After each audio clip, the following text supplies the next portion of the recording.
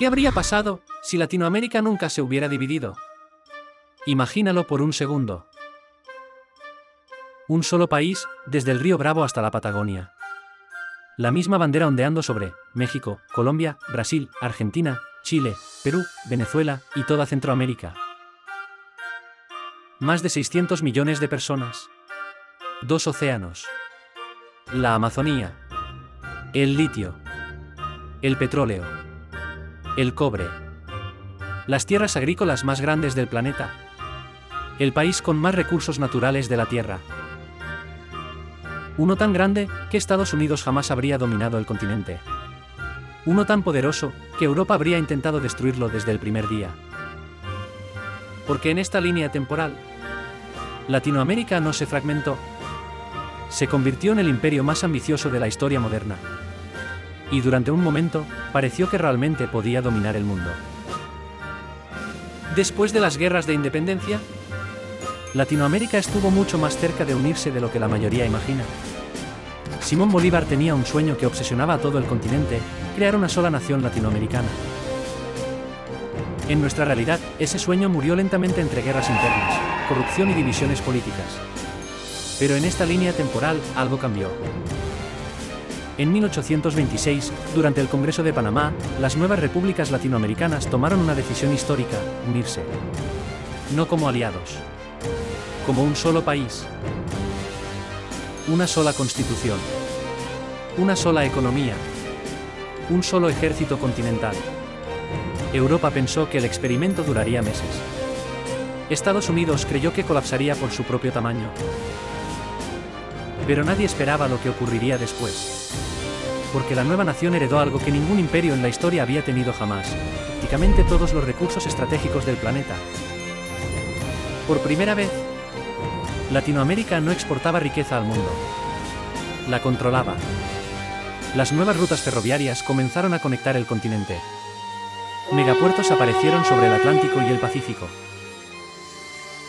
Y mientras Europa seguía peleando guerras, la Unión Latinoamericana comenzaba a construir algo mucho más peligroso: estabilidad.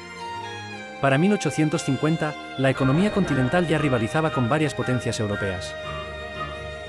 Y ahí comenzó el miedo.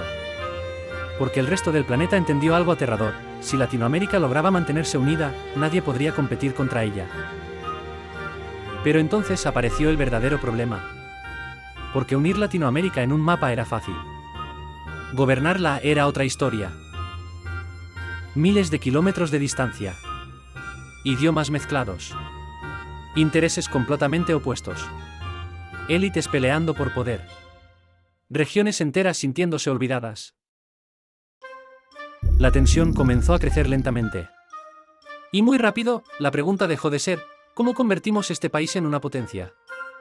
Y se convirtió en: ¿quién va a controlar esta potencia?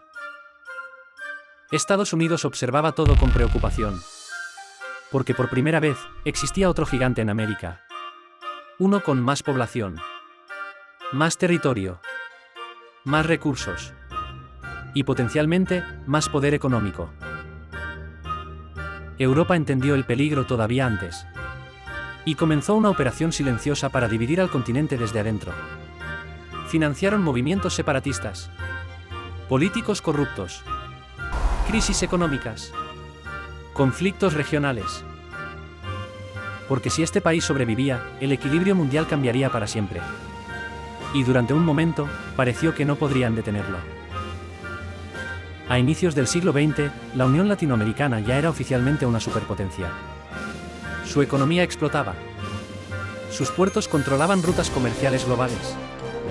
Su ejército era el más grande del hemisferio occidental. En esta línea temporal, Latinoamérica no era el continente del futuro. Era el centro del mundo. Pero debajo de todo ese poder, algo comenzaba a romperse.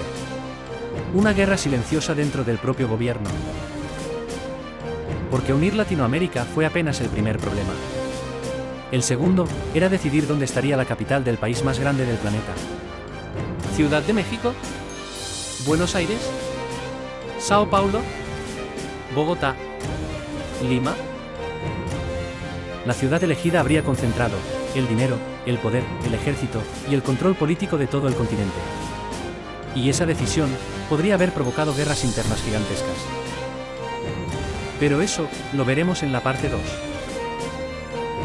Si te gustan este tipo de historias alternativas sobre imperios, guerras y mundos que nunca existieron, suscríbete ahora mismo. Porque esta serie apenas comienza. Y créeme, las próximas partes se vuelven mucho más locas. El país que nunca existió, parte 2, la capital que habría cambiado América,